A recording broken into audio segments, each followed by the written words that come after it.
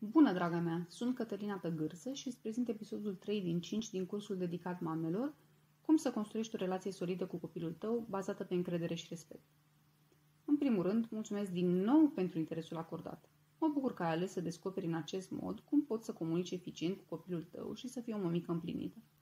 Așa cum ți-am spus în lecția de prezentare, episodul 3 este despre ce formule folosim atunci când nu suntem de acord cu solicitarea copilului, astfel încât să nu se frustreze că îl refuzăm. Mă bucur că ai rămas până acum alături de mine. Asta îmi demonstrează că ceea ce fac îți este util. Pentru mine, a fi utilă înseamnă a da sens vieții mele. Visul meu este să ajut mamele să se dezvolte, să învețe să comunice eficient și să obțină o relație de prietenie cu copiii lor, bazată pe respect și încredere de ambele părți. Am convingerea că fiecare dintre noi are puterea să facă schimbări atât în viața ei, cât și în viețile altor. A avea succes, a trăi o viață în abundență, și nu mă refer doar la bani aici, depinde de eforturile fiecăruia. Bunăstarea este infinită și cu cât ne ajutăm mai mult una pe cealaltă, cu atât prosperăm mai mult. Fiecare dintre noi are viața ei, familia, povestea și cu cât ne înconjurăm de oameni mai frumoși și stăm într-un mediu de creștere, cu atât lucrurile se așează mai frumos pentru toată lumea. Îmi doresc să te ajut și pe tine să-ți consolidezi relația cu copilul tău, să trăiești împăcată, că devii în fiecare zi o mamă mai bună și că trăiești viața pe care ți-o dorești. Iar tu, la rândul tău, obținând ceea ce îți dorești, vei deveni un exemplu pentru cei din comunitatea ta. Gestul meu de a-ți oferi informații care te sprijină să te dezvolți este ca acea pietricică pe care o arunci în lac, iar în jur apar mici valuri care se duc până departe. Ești pregătită să faci și tu la rândul tău alte mici valuri de generozitate? Te provoc să faci asta. Dă mai departe din cunoștințele pe care tu le ai. Ei bine, să mergem mai departe pe drumul spre creșterea ta, care se oglindește în relațiile cu cei din jur și în primul rând cu copiii tăi. Secretul obținerii unei relații de prietenie cu copilul tău depinde, printre altele, de 1. Pentru ca el să aibă încredere în tine, întâi trebuie să ai tu încredere în tine. Draga mea, tu ai încredere în tine? 2. Trebuie să-ți cunoști foarte bine valorile, astfel încât să știi când poți face un compromis și când e nevoie să rămâi fermă pe poziție. 3. Să înveți să comunici eficient, nu doar să spui lucruri. A vorbi nu e tot una cu a comunica.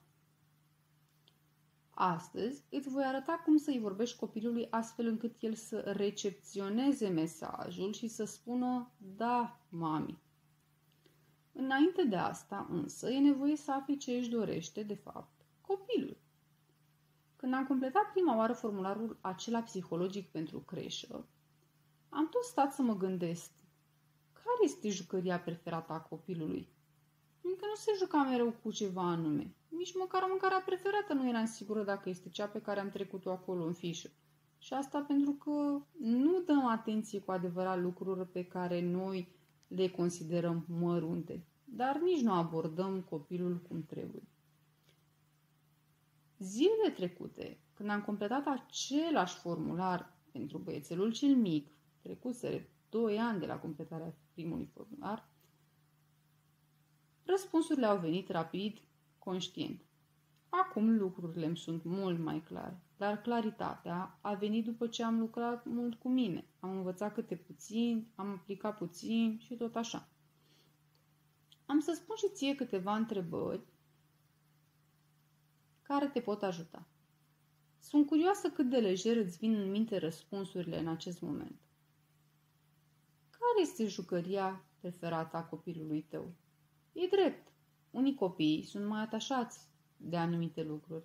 Alții însă pot fi ca al meu, cel mare, care nu avea neapărat o jucărie preferată, cu toate astea tindea mai mult către anumite lucruri.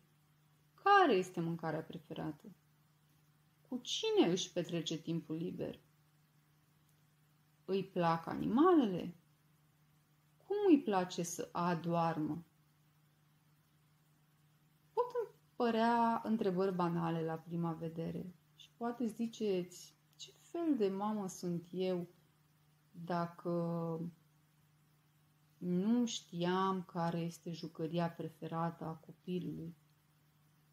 E bine, atunci vă invit să fiți mai profund în gândire și să reluați întrebările. Fiindcă așa cum la ultima este cu dublă bătaie și celelalte la fel. Și la celelalte la fel. La ultima atenție am spus cum îi place să adoarmă, da? Deci nu să doarmă. Fiindcă mulți părinți spun doarme cu mine, cu tati, doarme singur. Acum, după ce ai scris răspunsurile pe o foaie sau le-ai memorat, cum ar fi să-ți faci timp și să afli ce spune copilul? Funcție de vârsta lui, desigur. Dar abordarea va fi diferită. Și poți afla răspunsurile chiar și de la copiii mai mici cu puțină răbdare.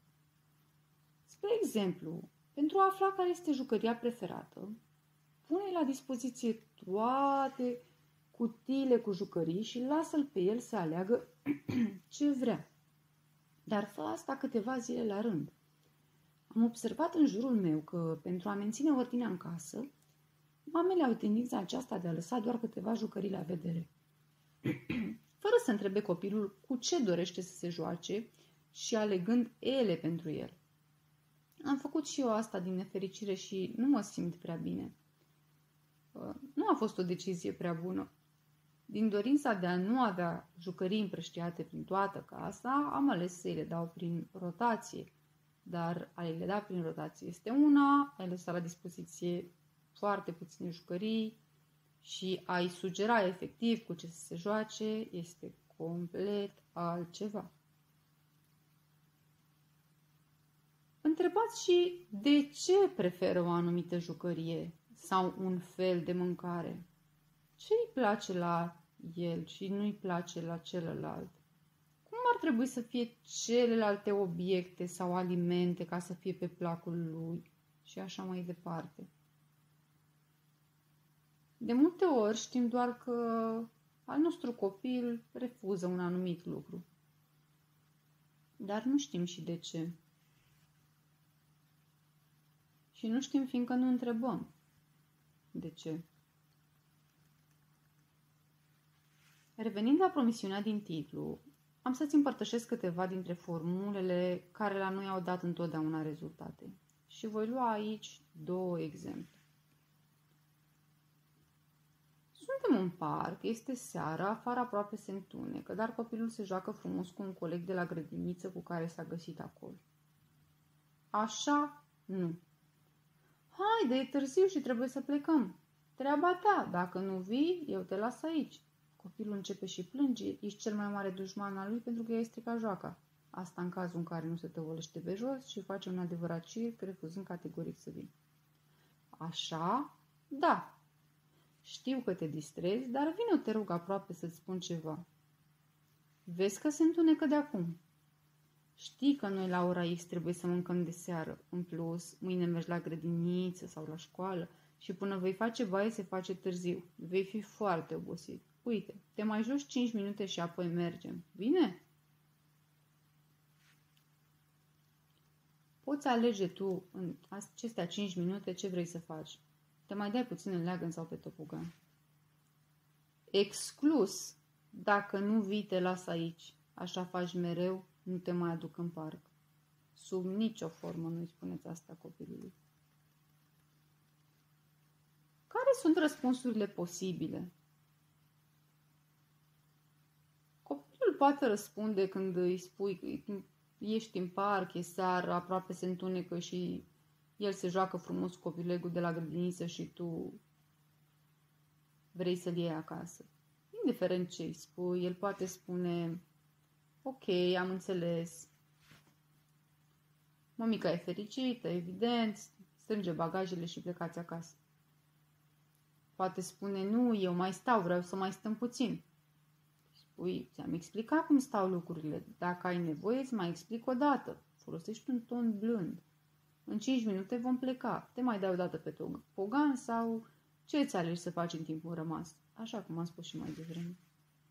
Sau alt răspuns posibil: dar, mami, Haide, te rog, trec cele 5 minute. Regulile sunt reguli. Când ajungem acasă, alegi tu cu ce te mai joci înainte de baie sau te distrezi puțin și acasă, bine?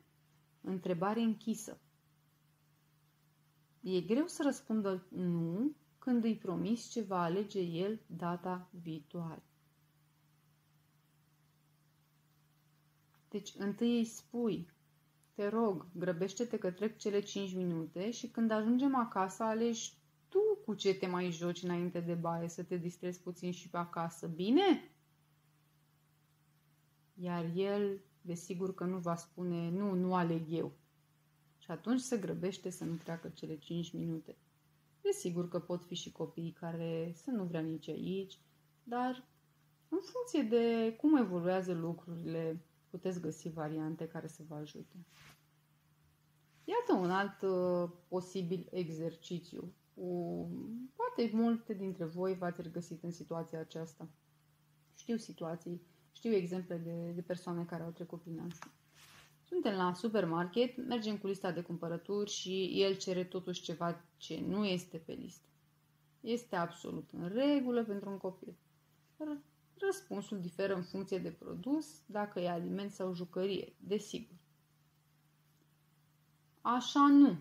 Deci nu răspuns așa. Nu putem să luăm. Nu e pe listă, nu avem bani, altă dată. Nu așa, dragilor. Se creează convingeri limitative. Nu mai le spuneți copiilor că nu avem bani. Poate pe viitor fac un curs și despre asta.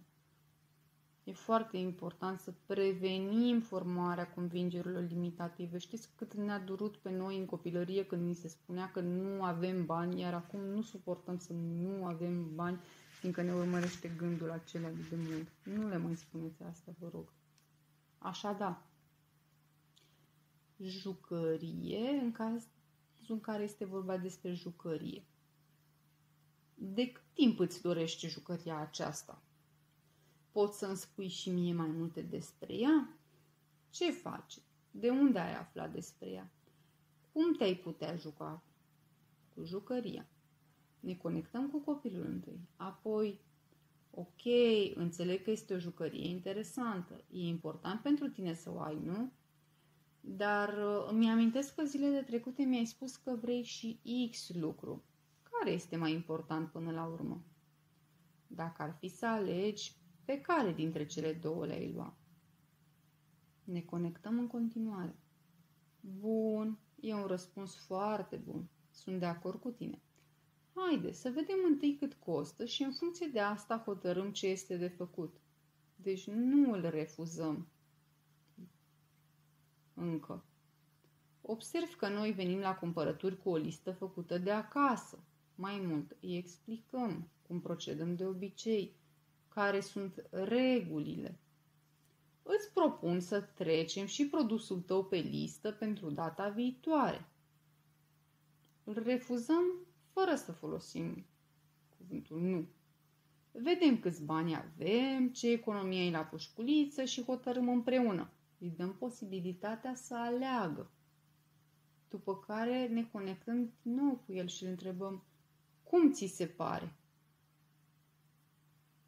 Iar răspunsurile posibile sunt ok, de acord sau nu, eu o vreau acum și tu îi vei spune.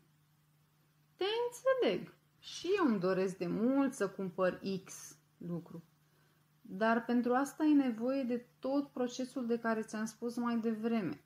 Analizăm la ce ne folosește, câți bani avem și apoi facem calculul când am putea să îl luăm. Deci nu spunem că nu luăm nici X lucru și nici X jucărie, pur și simplu amânăm puțin. În continuare se poate întâmpla ca al tău copil să înțeleagă, să zică până la urmă ok, bine, facem cum spui tu, sau să înceapă să plângă. Caz în care te conectezi și mai mult cu el. Și îi spui pur și simplu că e vorba de o alegere, da? El alege să plângă sau să nu plângă. Îmi pare rău că alegi să reacționezi așa. Știam că ești o persoană înțelegătoare. Ți-am explicat cât am putut de bine cum stau lucrurile. Unele lucruri putem să le cumpărăm, pe altele nu. Nu acum, cel puțin nu în acest moment.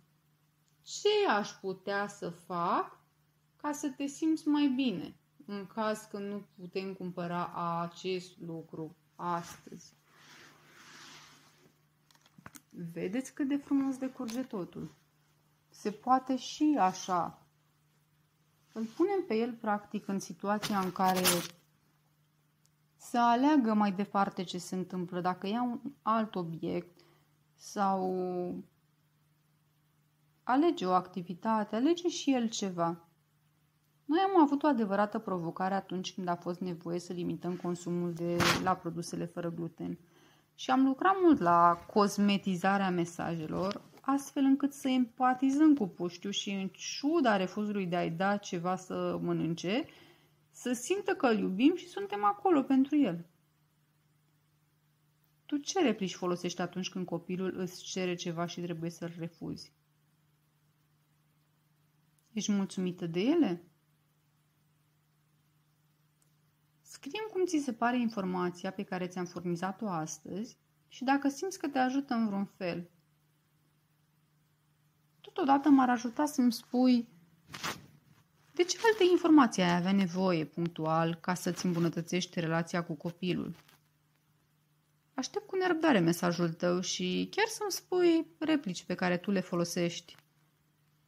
Să învățăm una de la alta.